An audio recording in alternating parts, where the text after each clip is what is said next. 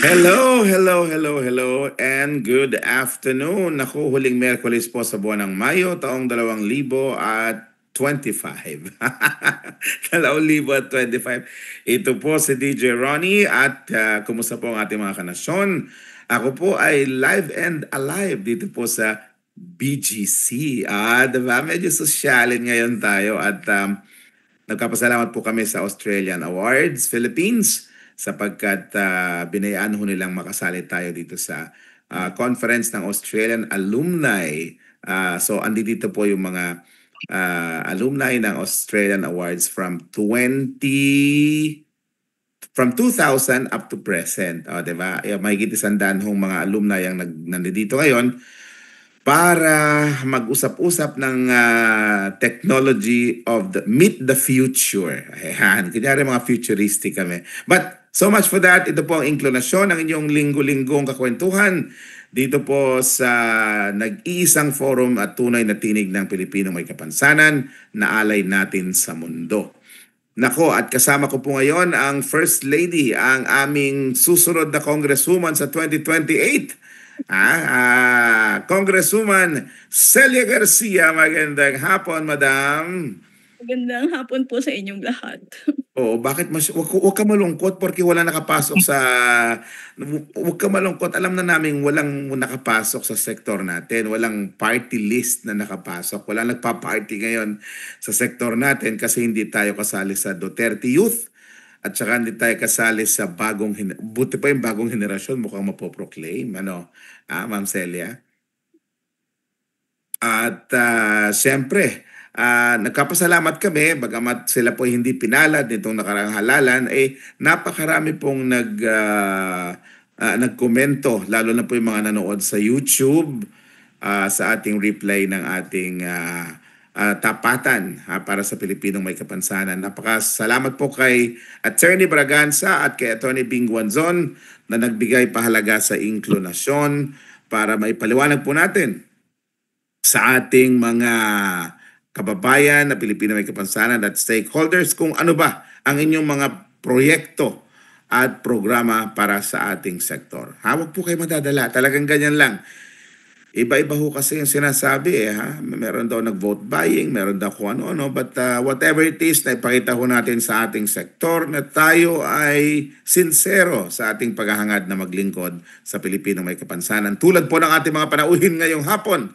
Sa loob ng dekada, marami na pong taon at simula po nung sila ay simula sa kanilang bukasyon o ministry, ay nagdire-diretso po itong ating dalawang kausap upang maghanap ng pamamaraan kung paano mabigyan ng economic empowerment ang ating mga Pilipino may kapansanan sapagkat naniniwala sila na walang pinakamagandang regalo kung hindi economic independence. Ito pong dalawang ito na ipapakilala po ng ating Ma'am Celia Garcia. Ma'am, please go ahead. Good afternoon again. Magandang hapon po sa inyong lahat. We're so pleased to have these two guests with us this afternoon. Ang una po nating ipakikilala ay si Marlo Lucas. Siya po ang head ng Higher Education and Employment Inclusion ng Resources for the Blind or kilala sa pangalang RBI. Nagtapos po siya ng Bachelor of Science in Agricultural Education from Central Luzon State University in Nueva Ecija. At siya po ngayon ay kasalukuyang Job Placement Coordinator sa Resources for the Blind. Magmula pa po ito noong 2002 hanggang ngayon po sa kasalukuyan. At naging community-based rehabilitation worker din po siya at field worker. Ganun din, naging CBR, community-based rehab worker noong 1990. Isa po siyang trainer ng pre-employment training for persons with visual impairment noong pong 2017 sa Myanmar National Association for the Blind at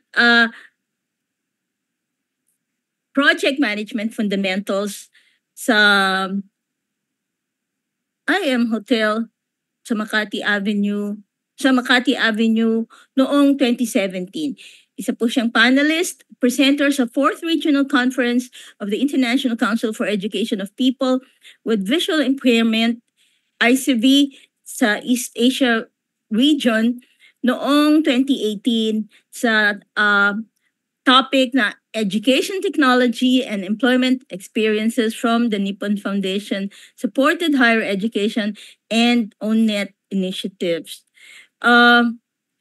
Let us welcome Mr. Marlo Lucas from RBI. Hi, Good Marlo. afternoon, Sir Marlo. Afternoon po, salamat. Salamat Oh. po, Ma'am Celia. Napakahaba ng introduction po ninyo. Okay. Panahon Yes. pa yan, nung unang-una pa akong pag-umpisa dito sa RBI. Ayan Okay. po. So, sir, magandang hapon po. Thank you, Sir Marlo. Okay. Ma'am Celia, our next guest. Ang susunod po nating guest, kilala rin po ng marami, ang kaakit-akit na si Hazel Joy Borja, Executive Director and Programs Manager ng Leonard Cheshire Disability Philippines Foundation Incorporated. Siya po ay isang licensed physical therapist with more than 2 decades of working with and for persons with disabilities and a lifetime member of the Philippine Physical Therapy Association and member of the Executive Committee of the PPTA Community-Based Rehabilitation. Isa po siyang lecturer and resource person on disability awareness and sensitivity, community-based rehab, inclusive education, youth empowerment, diversity and inclusion programs, especially in employment and livelihood na siya pong ating pag-uusapan ngayong hapon.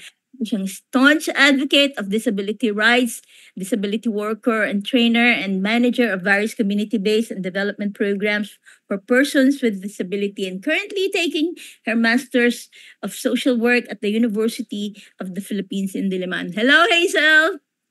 Magandang Yes. Magandang hapon, Ma'am Hazel. Yun. Okay. hapon sa lahat. All right. At of course, andyan po ang ating mga technical staff na kasama natin lagi, si Miss JM, si Teacher Aiza lang ating sign language interpreter. May captioner din tayo, di ba? Magandang hapon po at salamat sa inyong pagsama sa inclination. All right. Alam na natin na ang Mayo ay Labor or Employment Month, ano? At siyempre, kung titingnan natin ang statistics, maganda naman ang tinatakbo ng empleyo ng ating mga Pilipino. Kasali ba dyan ang Pilipinong may... Nawalan ka ng audio, Ronel.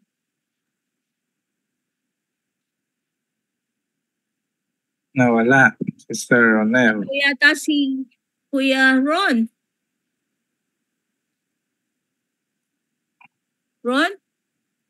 Naputo ang kanyang linya. Okay. Habang nawala po si Kuya Ron, ay tanungin na po muna natin una si Miss Hazel. Pwede bang sabihin mo lang kung ano ang Leonard Cheshire Disability Philippines Foundation Incorporated para sa mga hindi nakakakilala sa inyong organisasyon at ano po ang layunin nito? Yes, Miss Hazel. Muli, maraming salamat Ma'am Celia at mapagpalang araw sa ating lahat. Maraming salamat ulit at naimbitahan po kami sa programa ngayong hapon. Para sa kaalaman ng lahat, ang Leonard Cheshire Disability Philippines Foundation ay isang non-profit at isang non-government organization na itinatag noong 2010. At naglalayon pong isulong at pangalagaan ang karapatan ng mga taong may kapansanan, lalo na sa pagkakaroon ng pantay at kalidad na edukasyon, partisipasyon, pakikilahok, at pagkakaroon ng kabuhayan, hanapbuhay o trabaho sa mga taong may kapansanan. So yan po ang Leonard Cheshire Disability. Pwede bang sabihin mo muna kung ano ang inyong core programs, lalong-lalo na yung nauukol sa inclusive education at meron daw kayong Young Voices and Economic Empowerment Programs. Yes, nasabi ko nga po na ang layunin ng Leonard Cheshire ay isulong at pangalagaan ang karapatan ng mga taong may kapansanan at ito ay naaayon sa United Nations Convention on the Rights of Persons with Disabilities at dun po naka-align ang programa ng Leonard Cheshire. So ito po ay ang inclusive education. So sa matagal na panahon, isa po kami sa mga sumusulong para magkaroon ng access to quality education ang mga batang may kapansanan. Ito yung inclusion kung saan ang mga batang may kapansanan ay nakikipaglaro, nakikipaghalubilo, nag-aaral, natututo kasama ang mga walang may kapansanan into a regular classroom setup, in a regular classroom setup. Yung Young Voices naman ay dati pong programa ito ng Leonard Sechar noong mga siguro 7 years or 5 years ago. At ito po ay naglalayo naman na isulong ang mga leadership skills ng mga kabataang may kapansanan 15 to 25 years old para sila ay maging advocates ng kanilang mga karapatan at ito ay naaayon pa rin sa UNCRPD. At ang pinaka-flagship project or programa ng Leonard Sechar simula nang ito ay tinatag, ito Economic Empowerment Program. So ito po ay sumusuporta at naglalayong tulungan ang mga taong may kapansanan magkaroon ng tawag na meaningful employment and magkaroon ng economic independence. Ito ay sa pagkakaroon ng hanap buhay, kabuhayan, or itong mga livelihood programs. So yan po yung... Okay. Oo. Alam mo, napakaganda ng economic empowerment. Yang kasing economic empowerment ay kung bibigyan yan ng definition, ewan ko kung papayag. Mamaya, pagpulungan natin yan. Siguro, same question, Sir Marlu. Ano po yung RBI at ano po yung ilang mga programang nakatulong sa mga may kapansanan sa paningin, sa larangan po ng empleyo? Okay. So, bali, ang Resources for the Blind is a non-profit Christian organization. Ayun po, na ang vision po namin ay mabigyan lahat ng Pilipinos na visually impaired to be able to reach their full potential in life and services that God has for them. And then, ang mission namin ay magdisenyo at mag-implement ng iba't ibang mga programa that will enable them, those with visual impairment, to understand and reach their God-given potential in life and services. Kaya yung hawak ko po na higher education and employment program ay ito po, marami po kang mga nakadesenyong mga training para sa ating mga estudyante para at least maihanda sila o mai-prepare po sila sa darating ng kanilang mga paghanap ng employment sa kanilang after ng college or higher education po nila. Ayun po. Okay. Pero ang Resources for the Blind ay meron pong 4 po na ito na programa, no. Ito po ay nabibilang ito yung inclusive education, yung eye care and blindness prevention, yung social inclusion na kung saan dito nakapaloob yung hawak kong program. Nandito yung job placement. And then meron din tayong life transformation development para doon sa, lalo na doon sa mga bagong bulag. Although kino-cover naman natin lahat dito sa programa, sa lahat po ng mga visually impaired. Pero nakikita namin lalo na kapag mga bagong blind, kailangan po silang makausap. Siyempre, madami silang mga kung paano yung mga challenge, bakit sila nabulag. So, meron tayong mga specialista na specialist, rehab specialist na kumakausap sa kanila para maipaliwanag ang kanilang kalagayan. Okay.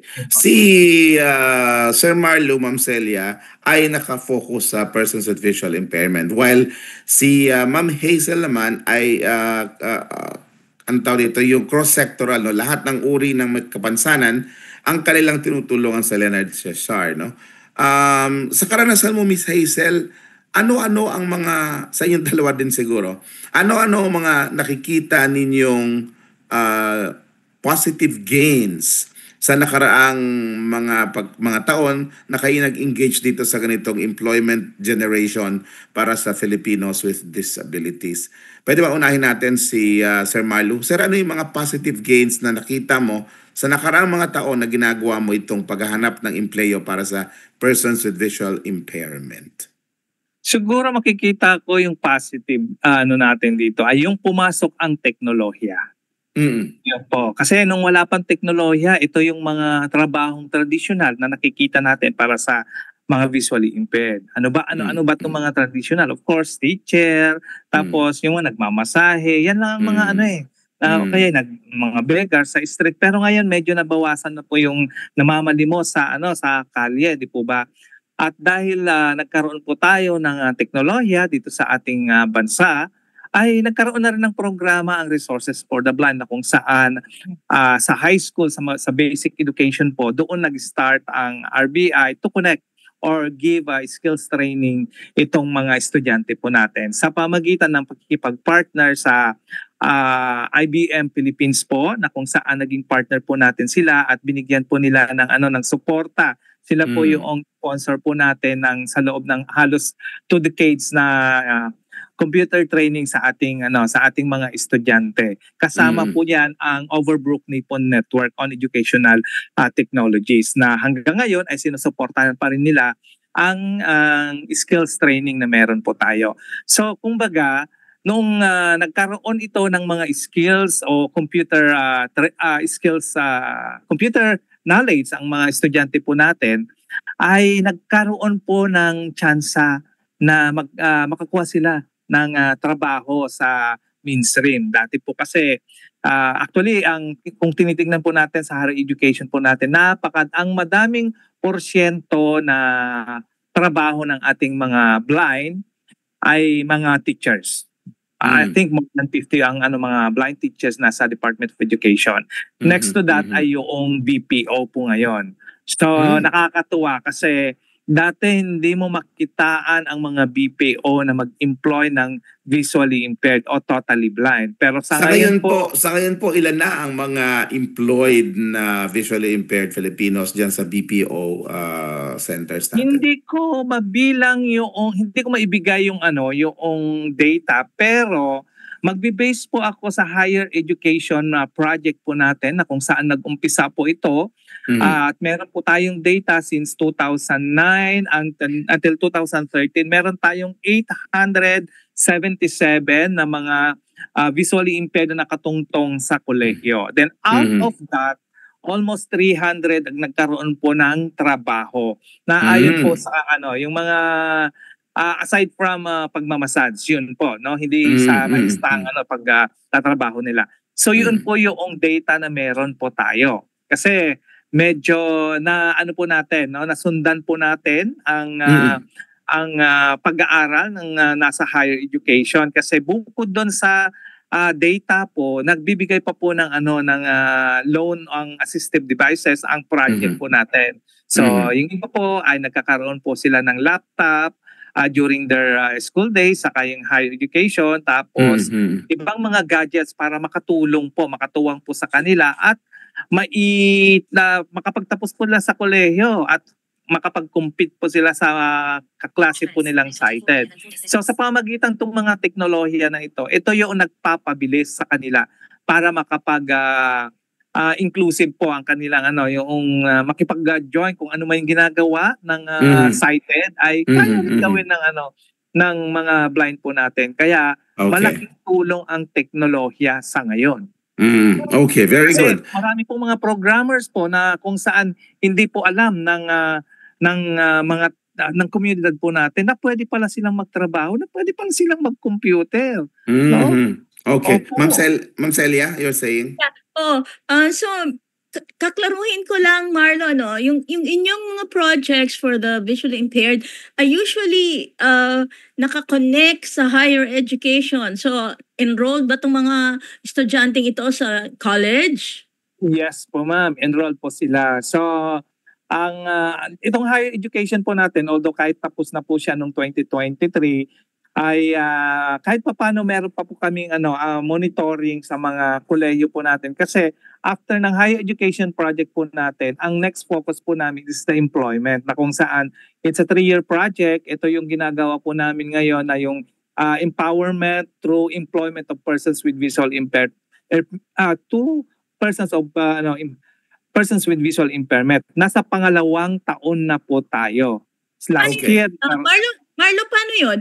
Yung bang post-college, ibig sabihin, pagkatapos nilang mag-aral ng college, nakakakuha sila ng training from IBM na additional? Actually po, college?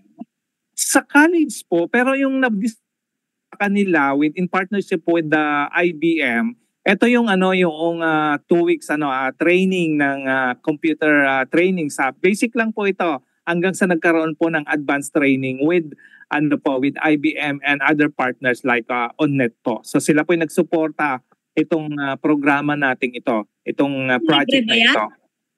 Ano po? Nagbabayad ba sila dyan? Supported po lahat po ng mga nagjo-join, libre po. Wala po silang binabayaran kasi yung pag-stay nila ng 2 weeks, wala akong cost. Lahat po ay binabayaran po ni project. Gaano ba Okay. tagal yan, Marlo? Ano na po, Duration ng training? 2 weeks. 2 weeks lang. And 2 that weeks is lang po. with IBM. Opo, during the school break. Oo, kasi Okay. meron na silang background sa college. So parang ini-enhance itong training nila, Marlo. Tama ba Okay, yan? and through RBI. Through Through RBI. RBI. Through yes. RBI. Dati, ang aming computerized training po or computer training sa basic ay nakafocus lang po sa secondary. Pero sa ngayon po, combination na po yan ng secondary at saka higher ed, and even the newly blind adult ay nakakapag-join po sila. Kasi marami po tayong mga bagong blind na kailangan po nila ng training. Kung hindi mo po sila isali, lalo silang mahuhuli. Paano naman nila na-access yung program na yan, Marlo? Paano nila nalalaman and paano sila nakaka-reach sa inyo para ma-enroll dyan sa mga training na ganyan? Through their teachers, special education SPED teacher. Sa Okay. college? Hindi, sa high school pa siguro. Sa DepEd po. Mga SPED teachers po natin kasi meron din po tayong kahit papano communication with the teachers, mga public school teacher po. Pero you're talking about high school pa rito. Pero Opo. ibig sabihin, yun pong nasa college na, paano nila na-access itong program na ito? Through RBI? Actually po, paano namin sila nakuha yung data na yon? Of course, yung mga, meron kaming listahan kung sino yung nasa high school na teacher. So sila yung kukontakin namin. So itong batang ba to ay naka-enroll. O sige. So po sila mag-contact. Parehong nagkokontakan ng chain reaction na yung kumbaga, no? Okay. Alright. Ibalik follow up ninyo yung mga estudyante. Yes po. RBI. Yes po. Yes. Kasi Okay. dumating po yung taon dati na lahat ng region may staff po ng RBI. So close monitoring po ang nagagawa po natin. So yung data ay malinis po na meron po tayo noon. Okay. Thank you, Sir Marlo. Miss Hazel, sa part naman ng Leonard Cesar, ano yung mga positive gains na nakuha ninyo sa mga nakaraang taong pag-iimplementa ninyo, at may anong mga ilan sa success stories niyo kung pwede mong ma-share sa amin? Yes. Siguro ang masishare ko na positive gains while we implement the program for so many years sa Leonard Cesar, ito yung pagkakaroon ng change in the attitudes and mindset towards persons with disabilities. Kasi itong hin-highlight na napakaraming balakid, pero ang pinakamahirap na balakid, itong attitudinal barrier.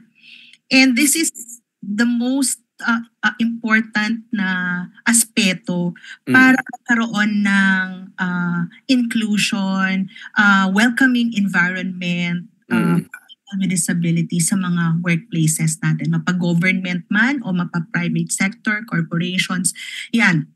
So yun yung masasabi kong pinaka-positive gains kasi over the years, nararamdaman na, lalo na ang pakikipag-ugnayan namin sa mga employers, sa ating mga partners, even in the government sector, nagkakaroon ng pagtanggap, merong sensitivity, welcoming, and inclusive environment. So halimbawa na lang, maraming in-network ang Leonard Cesar so far na mga employers, both in the government and private sector. Pero lately, alam niyo po, natutuwa pa rin ako dahil kahit napakahirap ngayon ang employment pa rin na usapin, may mga lumalapit na mga employers. Lately, there's around 4 to 5 employers. These are dati na naming employers at mga bagong employers na patuloy pa rin humihingi ng assistance or support. Paano natin masusuportahan din ang kanilang efforts in their own organizations and companies na hindi lang one time usapin ang inclusion sa trabaho pero tuloy-tuloy para mas ma-institutionalize na. So ibig kong sabihin, They keep on working with us in implementing itong mga disability awareness and sensitivity trainings. So hindi lang nag-stuck dun sa awareness pero nagle-level up na kasi meron na po tayong mga continuing trainings na binibigay sa kanila para ma-ensure na mabibigyan ng appropriate o tamang support sa workplace ang kanilang mga na-hire na mga persons with disabilities. We continue to provide accessibility audits sa kanilang mga workplace, especially if they want to hire new employees. Talagang they reach out to us and we implement the accessibility audit. This is in partnership, of course, with the United Architects of the Philippines and some organizations of persons with disabilities. We also partner with a lot of companies, especially in promoting mga products of persons with disabilities. So kung hindi man employment, they support the products of our, persons with disabilities, lalo na sa mga corporate events nila, corporate activities. So ibig sabihin, Ms. Hazel, doon sa mga na-employ ninyo, meron din na gumagawa ng mga merchandise na kung saan binibili ng mga corporate sponsors ninyo.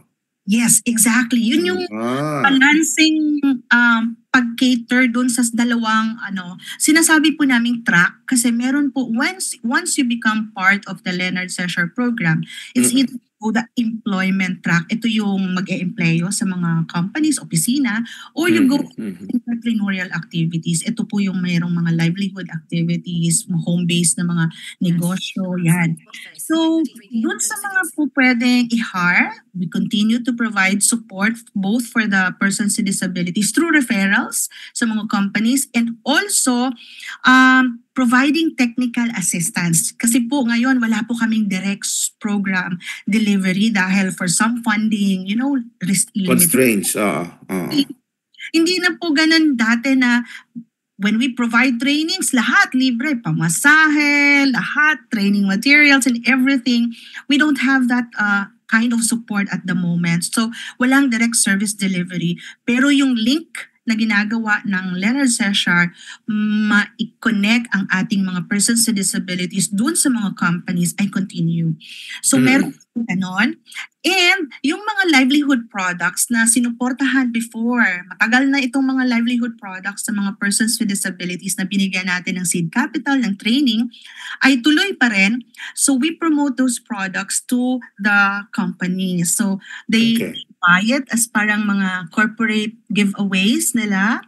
Not only the products but also the services. Kasi yung mga grupo po tayo that we try to promote wellness din sa mga companies and through these therapeutic services na pinoprovide, we are given a regular slot in the companies na naging part na ng kanilang wellness program. Alright. Ms. Hazel, Sir Marlo, ang DTI, DOST, DICT, may mga programa para ma-improve ang mga produkto at mayroon din silang mga programa para makakuha ng machineries ang mga entrepreneurs na gustong magpalawak ng kanilang gawain. Ito ba'y narating na ng mga kliyente ninyo, Ms. Hazel, Sir Marlo, na lumapit sa mga ganitong agencies para i-connect ang inyong mga sinusuportahang mga organizations or individuals with disabilities, Ms. Hazel?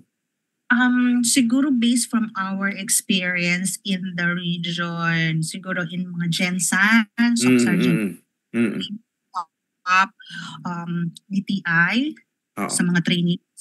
So nabigyan naman po kami ng support by providing mga resource persons sa trainings. Were given like seed capital. In terms naman sa TESDA, it's through referral. Nire-refer namin yung mga persons with disabilities na merong gustong magkaroon ng training. We try to work with them, pero that's through referral na po. So, if there are parang available courses na ino-offer, then pwede. Okay. Pero wala, then we find other partners. Si Ma'am Celia, Ma'am, go ahead po. Ron, tanong ko lang uli kay Hazel yung pareho ng tinanong ko kay Marlo kasi si Marlo was telling us earlier na yung mga tinutulungan nilang mga estudyante with visual impairment sa college ay kaugnay ng kanilang mga programa sa RBI. Ngayon, Hazel, yung mga you mentioned also na merong mga inquiries ng ang mga kumpanya na nangangailangan ng mga empleyadong may kapansanan na magtrabaho sa kanila.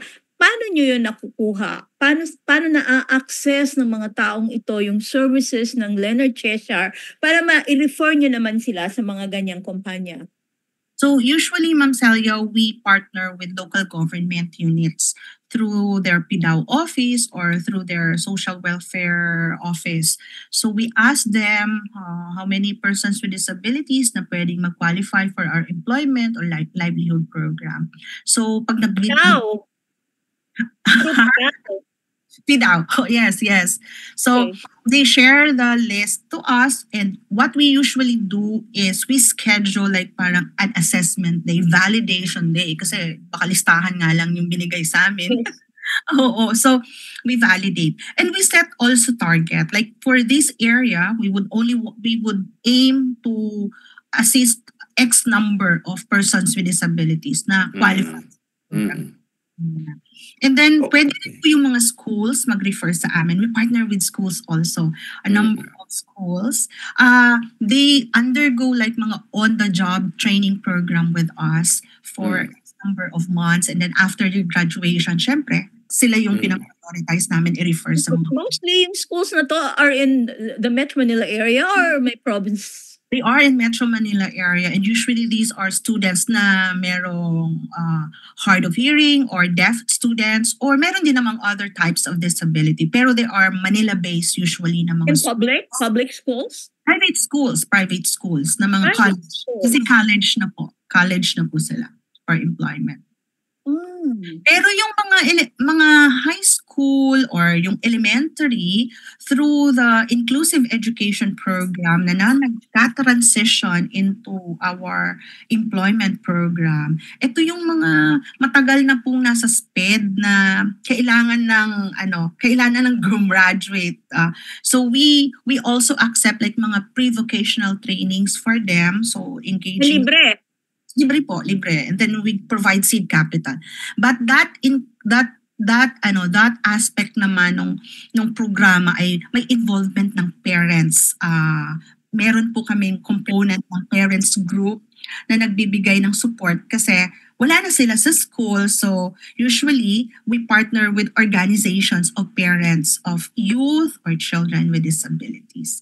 So that's how we and also referrals from various agencies na pwedeng nag-walk-in din po. Meron din po sa amin or through our Facebook.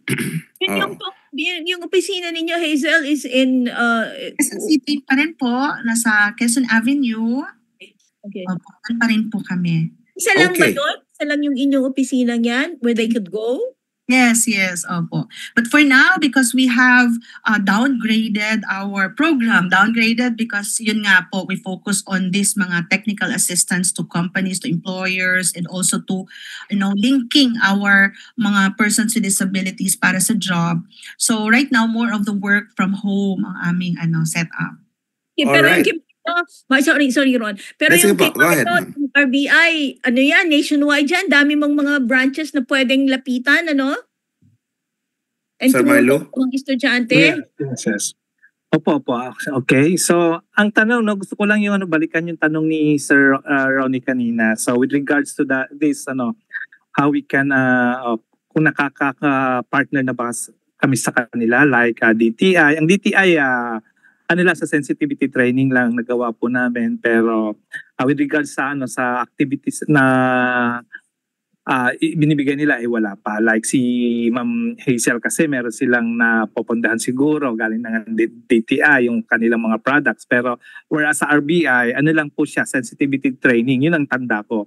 Pero dito sa TESDA nagkakaroon po kami ng training din, they invited us mga visually impaired para sa kanilang para mag-take sa kanilang kurso po sila, like call center. Sir Marlo, Yung TESDA works through the training centers na accredited Yes, nila, yes. tama? Okay. Opo. Paano mo inihahanda itong mga training centers na ito na maging friendly for visually impaired trainees? Kasi karamihan sa mga to, I assume, walang mga audio materials o mga braille materials na pwede nyong i-produce as RBI kasi yun ang forte ninyo, isa sa mga forte ninyo, di ba? So Yeah. how are you preparing these training centers para maging blind friendly or for visually impaired aspirants? Actually, doon po sa experience po namin doon sa call center, contact center, NC2, no? Okay. I think nakatatlo kaming batch doon eh. Oo. Ang ginagawa po namin, meron po kaming yung marunong gumamit ng itong software po nila, itong NVDA or JAWS. So, kung meron pong instant na halimbawa hindi ma-access ni blind, so nag-intervene po tayo. No, minomodify po natin kung paano ma-access ni visually impaired yung mga estudyante. So ganun po hanggang po nila yung modules na 120. So I think 120 hours ang ano nila. So parang 2 weeks na training din eh. So ito yung nakukuhang training ng mga visually impaired. So yung iba may allowance pa, meron pang so you need to complete the training. Tapos Galing sa employers. magagamit mo yung certificate mo sa paghahanap ng trabaho kasi NC2 eh. Di ba? Tama. So pwede siyang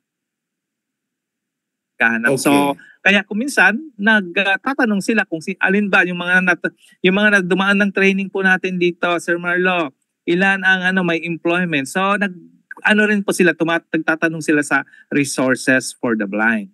Kung Okay. ilan ang na-employ. Tapos ang kagandahan po ngayon, sir, bukod dun sa IBM na Opo. nabanggit ko noon, ang Yes, sir. nakapasok naman po tayo sa DICT na kung saan ito yung nakakaikot po tayo sa mga regions, mga offices, training center ng DICT na kung saan ang training center po nila ay nagagamit ng mga clients po natin para mag-aral ng computer, ng basic or advanced training ng computer. So 1 week, 2 weeks na ino-offer po natin. Actually, kakatapos ko lang yung training po sa Davao at kararating kanina. So it's about accessibility in digital tools and intro to AI. So natuwa sila, it's our first time dun sa Davao kasi madalas dun sa DICT Cebu kami. So ang kagandahan, natuwa po sila. So masusundan po ito sa July. So Yun. ang July po, sa NDR po natin. So ang gagawin Tama. po natin, Oo. instead of using their facilities, ang gagawin po natin, using their office po para mag-host ng job fair po. So baga inilalapit mo yung opportunity doon sa mga Yes. Anyway, ako ang pangarap ko sa inyo ni Miss Hazel, ni Ikaw sa RBI, at of course wala man dito sa panel discussion natin yung ATRIV, no? Yung tahanang walang hagdan, yung Philippine Association for the Deaf. Itong mga grupo ninyo, kayo'y mga nagbibigay ng empleyo, no? Ang alam ko JM, 'di ba? Yung Life Haven is also involved in that. Marami pang mga organisasyon. Magsama-sama nga kayo sa isang table at pag-usapan ninyo papaano ang magagawin natin para mas makumbinsin nyo pa unang-una ang gobyerno, pangalawa ang private sector para of course Leonard Cesar, para mag-empleyo ng maraming Pilipinong may kapansanan o kaya gumawa ng paraan para yung mga organisasyon na nag-i-empleyo ng Pilipinong may kapansanan ay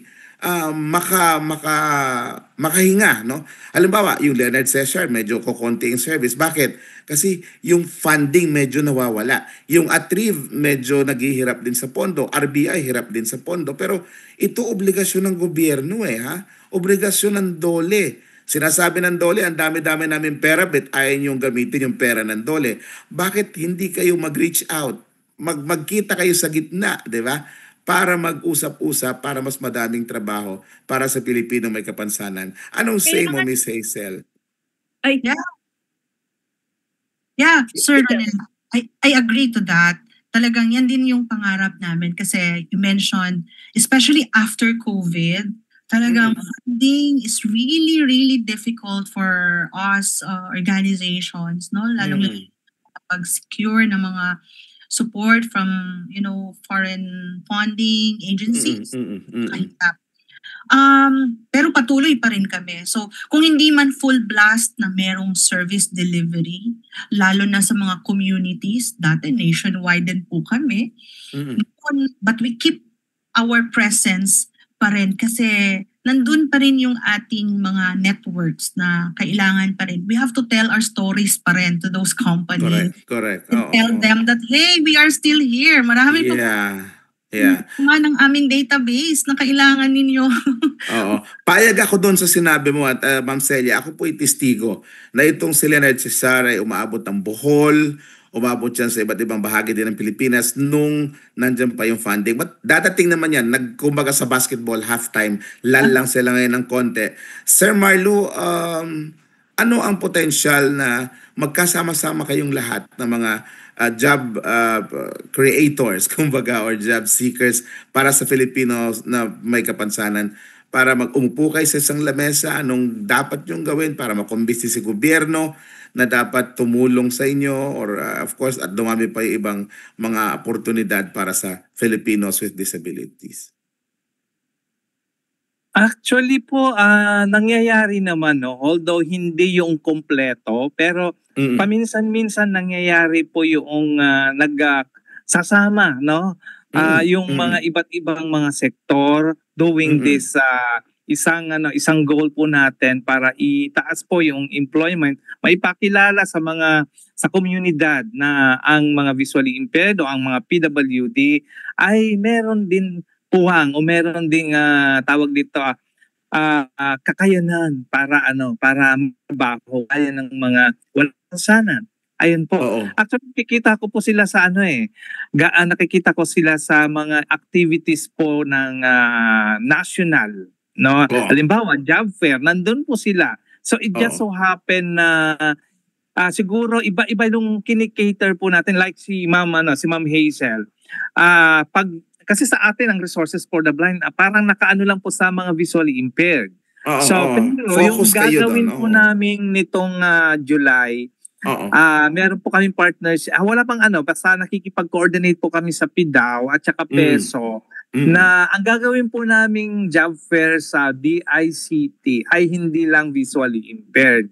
So we are also inviting other PWDs to join. Of course, persons with disabilities, walang PWD tayo dito. Lahat po, no? Lahat po ng klase ng sektor. Basta qualified ka. Sabi ko sa kanila, wag nang dalhin lahat ng mga PWDs diyan. Basta yung sa tingin natin. Kung ano sa ulo nito, sabing persons with disabilities. Hindi kasi i-assess na. I-assess na para di ba? Alam natin kung ano yung mga employer na nandyan para hindi naman sila.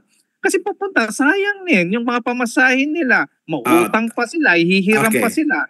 So for us na na tayong organizer, alam natin kung ano yung kailangan ng employer, sila yung mga-invite natin. So i-assess na natin. Para Kuya Marlo, si Teacher Aisel is panay ng kindat sa akin at sabi, meron pa akong date ng 4:00, tapusin mo na. Pero sa akin po, bago ko ibigay kay Ma'am Celia, may isang tanong na lang ako sa inyo, sa inyong dalawa. Miss Hazel, Sir Marlo, payag ba kayo na ang isang maganda sa mga unang simula ay yung ginagawang sensitivity training ng NCDA at ibang grupo, no? Bakit hanggang ngayon, 47 years na ang NCDA, bakit ang sensitivity training ang nagsasalita pa rin yung non-disabled persons? Di ba? Ang dami-dami ng mga na-train ng NCDA. Bakit yung mga walang kapansanan pa rin ang pinagsasalita ng NCDA para sa issues na para sa may kapansanan? Hindi ba panahon na ipakita natin, kayo ang sabi mga walang kapansanan, kaya ng may kapansanan? O bakit yung pagsasalita man lang sa mga forum, sa sensitivity training, bakit hindi pagbigyan ng gobyerno na ang magsalita ay mismo mga may kapansanan sa kanilang issues? Miss Hazel. Napakagandang punto niyan, Sir Ronel. Alam niyo po, ang Leonard Cesar, isa sa mga pioneer organizations na nag-conduct talaga ng sensitivity training dito sa mga employers. Bago kami na organization, pero nung nag-implement po kami ng Economic Empowerment Program, isa yan sa mga core activities na ginagawa namin. And then we realized na, we're just our presence would be limited for a certain period of time in one area, pero hindi sa lahat ng panahon ay nandyan tayo. So what we did, we trained organizations of persons with disabilities, pool of speakers and trainings ng mga persons with disabilities. And nakakatuwa po kasi hanggang ngayon, hindi na po kami si Leonard Cesar ang humaharap. Ito ng mga na-train ng mga persons with disabilities ay kasama po namin sa pagtitraining. Actually, sila na po yung nag-i-implement ng programa. This is through the Voice Project na finance po before ng Voice Heroes. So for 2 years, yun lang po yung naging focus namin. Capacity building, trainings of organizations of persons with disabilities. Pero ang agenda is advocating for employment access. So itong mga persons with disabilities na naging trainers po are the speakers now of this sensitivity training. Hindi lang sensitivity training, pero mga talks on different types of, disability. If we are invited to talk about, parents of children with disabilities, or we talk about specific type of disability, how to support in the workplace, ang nangunguna po ay yung mga persons with disabilities. Ano na lang po kami, back-end na lang na work. Or Behind the scenes kayo, behind the scenes. The scenes na lang po kami. To help them develop materials, delivery of materials, delivery of the training, sila na po. We just guide them and then yun lang. Nasa behind the scene na lang po kami. And that's what we really want to happen. Kasi the real experts here are the people with disabilities, diba? So, sa suporta, we just facilitate. So, yun ang aming And kami naman po ay happy dahil we are on that track. And sana po, tuloy-tuloy na siya at dumami pa yung mga ganong organizations na katuwang po natin. Okay, last question from Ma'am Celia bago natin bigyan sila ng last word. Miss Aisel, pasensya ka na. Go ahead, Ma'am Celia. Okay. Yun po kasing sususugan ko lang yung sinabi ni Ronnie kung bakit kailangan natin na magkaroon ng mga employment summit na pagsasama-samahin natin yung mga providers ng services for employment, ay kailangan natin dito ang presensya ng gobyerno. Kasi usually nakikita po natin ang main preoccupation ngayon ng gobyerno ay bigyan ng edukasyon ng mga bata at pagkatapos nun ay wala na. Wala kayo. Kaya sinusubukan po natin ngayon na ayusin yung transition para magkaroon po ng bridge para makapunta sa tamang angkop na pupuntahan nila yung mga batang may kapansanan. Natapos naman ang pinag-aralan pero parang walang kapakinabangan yung kanilang napag-aralan unless Teka, Ma'am Celia, kasali ka ba sa Advisory Council? Yes. Yeah, congratulations! Hindi ko alam. Wala pa. Hindi, kasi ang Mabini, nakatanggap na kami ng email from Angara, no, na kasali ang Mabini. Palagay ko sa Advisory Council. Anyway, with that statement, gusto ko po namin palawakin, pero mamaya po sa ating closing remarks, natutuwa po ako sa dalawang ito sapagkat kayo po ang nagsara ng ating Labor Month ngayong buwan. Dalawa na may experience, dalawa sa pinakatunay na bumababa sa grassroots at hindi lang po tumitigil sa opisina. Sila po ang pondo ng kanilang organisasyon kahit na naghihingalo ay pilit pa ring tumutuloy sa kanilang trabaho. So, would like to give them to hear their final messages for this edition of Inclunasyon. And thank you sa Leonard Cesar sapagkat lahat ng episode ng Inclunasyon ay nasa Facebook ng Leonard Cesar. Hopefully, ang RBI po ay tumulong din sa amin. Sir Marlo, your final message for this episode. Ayan, sige po. Maraming salamat po. Una, gusto ko magpasalamat sa Inclonasyon for inviting RBI at naibahagi po natin ang isa sa mga programa ng Resources for the Blind na kung saan ito ay yung employment. So, ang Resources for the Blind ay of course hindi na kaya ng isang sektor. So, kailangan ay sama-sama po tayo. Sabi nga ni Helen Keller, alone we can do so little, but together we can do so much. So kailangan po talaga ng unified po.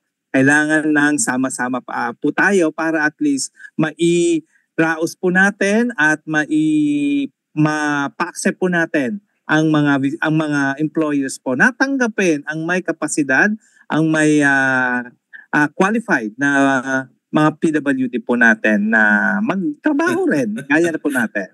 Yan po. Okay. Thank you very much, Sir Marlo, at persons with disability, ha. Hindi tayo yung abbreviation hindi yan angkop sa tao. Persons with disabilities, persons with visual impairment. Kasi Okay. madalas po persons with visual impairment parang naiiwanan yung ibang sektor.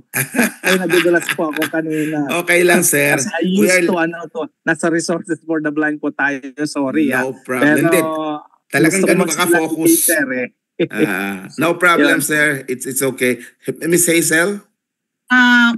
Muli po salamat, maraming salamat sa donasyon at kami po ay naiimbitahan and ang sarap po balikan ng usapin last year. Binalikan ko actually yung episode last year. Kaya may pagbabago ba sa mga binabahagi namin? At saka ngayon. Meron ba? Ano naman, Ma'am Celia? Meron. Opo, may mga na-facilitate na naman ng mga employment opportunities at saka na-promote ng mga produkto at serbisyo ng ating sektor. Kaya malaking bagay po yun kasi na-sustain yung ating efforts. Ang aming inaasam, sana palakasin ang kooperasyon, partnership ng ating gobyerno sa amin, kagaya naming mga non-government organizations, na magkaroon ng sapat na suporta, lalo na sa resources, mapa-manpower man ito, mapapondo, mapaprograma, para mas mapalawak pa namin ang aming mga programa on employment and livelihoods. Sabi nga, di ba, may pondo man o wala, we keep our presence because we really want to, promote ang aming advokasya, ang aming misyon para sa sektor ng may kapansanan. Sana po magkaroon ng mas maraming opportunity para mas masuportahan ang mga organizations like us. Kasi pag napusuportahan po tayo, mas napapalakas yung ating network, ay nagkakaroon po ng maraming opportunity for persons with disabilities na magkaroon ng trabaho at kabuhayan. Kung tungkol naman sa batas, siguro sana po ay magkaroon na ng ipin itong ating RA 10524. Oo, so hindi lang yung tungkol sa pagpapalawak ng kaalaman nito ay para dapat nang maramdaman at dapat ito ay mas palakasin na ito ay mai-implement sa ating government sector and also in the private sector. So muli, marami pong salamat at magandang hapon. Thank you very much, Sir Marlo, Miss Hazel. Diyan lang Yes, sir. Diyan lang kayo, huwag kayong aalis sapagkat ilang mahalagang paalala lamang kami. Go ahead, Miss JM.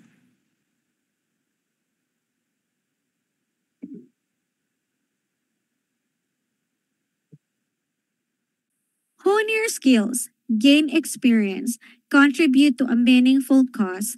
Incarnation is accepting interns and OJTs for our Facebook Live program dedicated to promoting the rights of persons with disability. Apply now and let's make a positive impact together. Send your application to incarnation@gmail.com. It's incarnation@gmail.com. INKLUNASYON@gmail.com and address it to Incarnation Core Group through our technical assistant, Joanna Marie David. May mga disability-related topics or issues pa ba kayo na gustong pag-usapan? Ano pang hinihintay ninyo? Makipag-ugnayan na sa Inklinasyon. Dahil sa Inklinasyon, laging may inklusyon. Ipadala ang inyong reaksyon, komento, rekomendasyon, or suhesyon sa aming email address inklinasyon@gmail.com inklinasyon@gmail.com inklinasyon@gmail.com and address it to our Incarnation Core Group through our Technical Director, Ina Figueroa. We would like to thank our sponsors and partners, CBM Global Disability Inclusion, Philippine Coalition United Nations Conventions on the Rights of Persons with Disabilities or PCUNCRPD, INET Philippines, Norfield Foundation, CISO, Philippine Partnership on Children with Disabilities or PPCWD, Liliane Funds, Deafblind Support Philippines or DBSP, Philippine Chamber of Massage Industries for the Visually Impaired or PCMIVI, Provincial Government of Batangas, PIDAO Pangasinan, Regional Associations of Women with Disability or RAWWD Region 1, Mabini Movement, and of course, the ASEAN Enabling Master Plan 2025 Coalition. Thank you.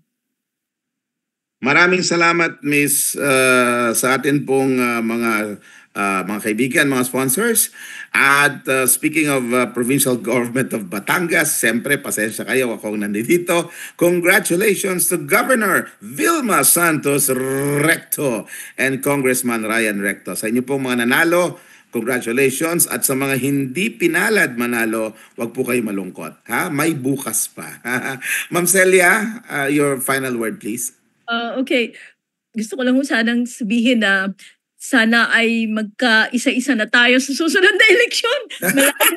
Pero napakahirap po kasi na tayo ay makikilimos na naman kung kanin-kaninong kongresista para itulungan tayo. Samantalang meron sana tayong dedicated na party list ay makakatulong sa atin. Pero that aside, gusto ko po sanang ipahatid sa inyo ay ang pagkakaroon po ng angkop na empleo o trabaho para sa ating mga may kapansanan ay hindi isang charity, hindi isang awa lamang na ibibigay sa atin ng mga kumpanya.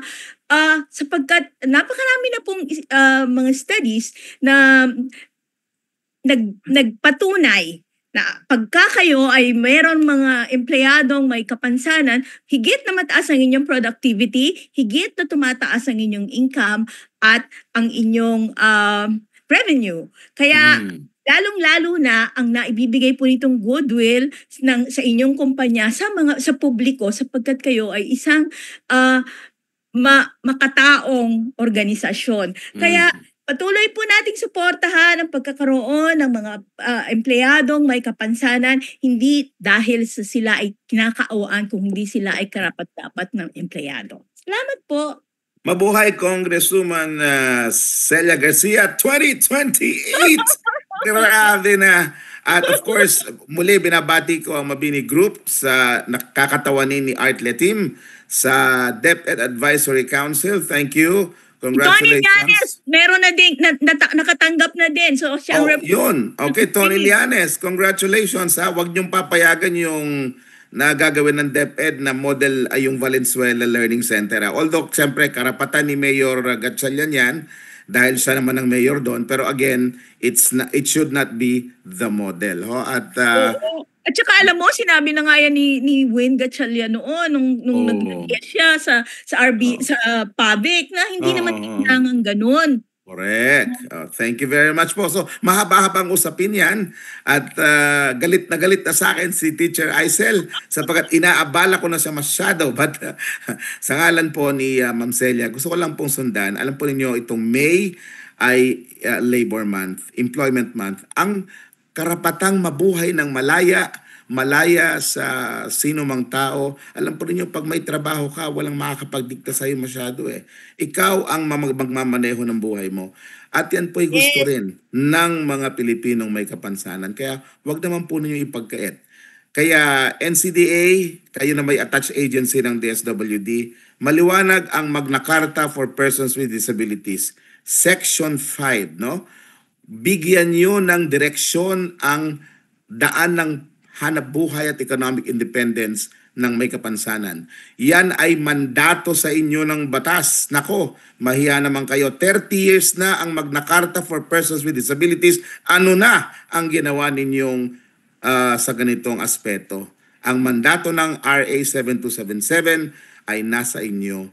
Kaya gawin natin ng tama ang ating responsibilidad. Hanggang dyan po at sa ngalan po ni Ms. Celia Garcia at sa buong pangkat na inklinasyon, sana po itong Mayo ay naging masaya at masagana sa ating mga manggagawa. Kasali po ang manggagawang Pilipinong may kapansanan.